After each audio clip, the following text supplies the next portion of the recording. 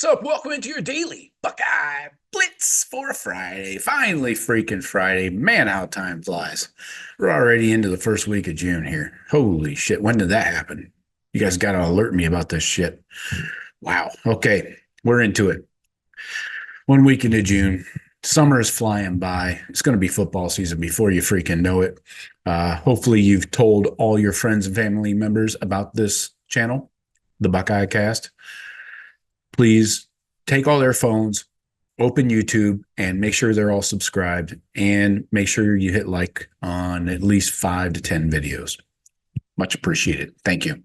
Anyways, now just at least make sure you're subscribed, because a lot of our viewership, like 75% of the viewers, are not subscribed. I don't even think they know it. Yeah, it doesn't cost you anything. Guilt-free, no strings attached. All right, today's topic. So this time of year, summertime, I started just spitballing, throwing shit against the wall and see what sticks. Here's one that will get you thinking. And hear me out. Do you think, I want your comments. I want to hear what you guys think. Yes, no, maybe. Any opinion you might have. I want to hear what you think. Will Ohio State have 3 1,000-yard receivers in 2024? 3. They've done 2 before, back in 2021. Can they do 3? Let's talk about it. All right, so we know the wide receiver room is loaded with talent, but somewhat inexperienced. The wide receiver room has been unmatched over the last 5 years by any across the country. So over the last 10 NFL drafts, Ohio State has 13 draft picks. 10 of them were in the first 3 rounds.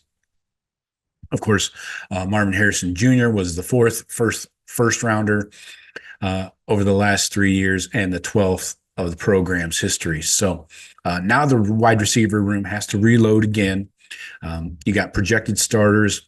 The unquestioned leader is Emeka Egbuka, 2-year starter there. Last year, he was projected as a first rounder, but was hampered by injuries. Took a step back in production, of course, we know. So he decided to return for his senior year, unfinished business, and with a solid season, Emeka could end up with the Buckeyes' career record for most receiving yards. Also, KJ Hill's career receptions total is in play as well. So Emeka on the verge of some Buckeye greatness. Then you got true freshman Jeremiah Smith, expected to be great and could even end up as the leading receiver this season.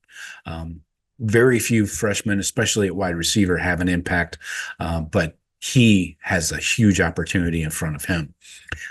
He has his eyes set on Chris Carter's 41 catches, 648 yards, and 8 touchdowns as a true freshman. It's been a while since somebody's put up those numbers.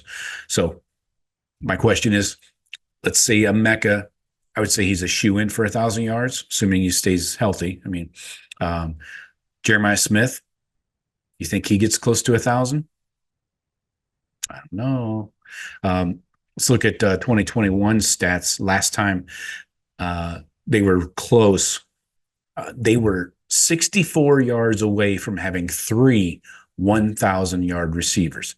And yes, I know that was a lot of due to the ball placement specialist known as C.J. Stroud. You had Jackson Smith and Jigba over 100 targets. Garrett Wilson over 100. Olave over 100. And Olave just came up that 64 yards short of 1,000. JSN had almost 1,600 yards. Garrett over 1,000 yards. Olave 936. Man, almost. But anyways, C.J. Stroud is now walking through that door. So if Will Howard can just distribute the ball to the playmakers, it might be doable again this season. We took a little bit of a step back as an offense under Kyle McCord last year, but You got so you got Jeremiah Emeka. Now you got Carnell Tate. Add him to the mix. He got the opportunity to contribute last year. He had 18 receptions, 264 yards, and 1 TD. He had the fourth most receptions on the team, though. The two ahead of him are no longer two of the three ahead of him are no longer on the team. Marv and Julian Fleming. So he is set to make a big impact. Looking at last year's targets, Marv led the team, of course, with 114. These are targets. 60 for Emeka. Of course, injuries. He had that tightrope surgery. It knocked him out like 3+ games. Then Fleming had 41. Tate with his 28 targets. X-Man had 17. So I think you're going to see more of a balanced attack. I know that we got two stud running backs. That's gonna take some pressure off of Will Howard and the passing game, but there are opportunities here, and I really think Carnell Tate is set to explode, and that's why I think he could hit 1,000 yards. Let's talk about the fourth and fifth man in. Fourth man in the rotation I got is another 5-star, shocker, right? In the 2023 class, Brandon Inniss. Expectations are high for him as well. Due to an injury, a little procedure in the spring, Inniss wasn't able to show off for the spring game. But we did see his big playability against Purdue last year with his only catch of the year going 58 for a touchdown. So he did play in 8 games, so we got plenty of action, special teams and things like that. But he's going to be a part of this wide receiver rotation. And if somebody ahead of him goes down, I think he could be in line to really have a huge year. Fifth man in, I got Jaden Ballard. His fourth season. So far in his career, he's just been on the outside looking in, really. In the last 3 years, he's only had 9 catches, 159 yards, 1 touchdown. Last year, he was used as a punt returner mostly, so they wanted to pull Emeka off the field to save him from injury. And so Ballard didn't record a single catch. He was just on special teams mostly. So he was a 4-star recruit in that 2021 cycle. He's looking forward to finally contributing. Ryan Day has said it himself. Ballard is the fastest guy on the team.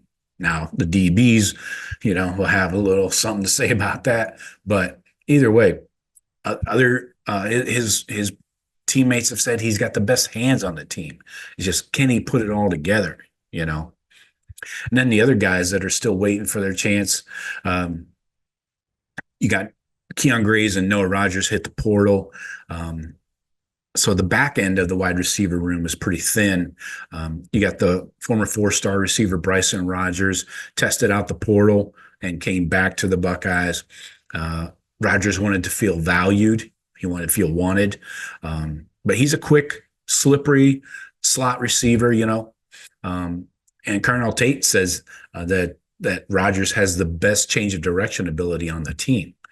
So that's useful when you're finding that spot in the zone over the middle of the field to sit down and wait for the ball. But with how deep the room is, Hartline's going to have to figure out ways to get Bryson Rogers into the mix, Kojo Antwi, another dude still waiting on his opportunity. I'm not sure it's going to come at Ohio State anyways.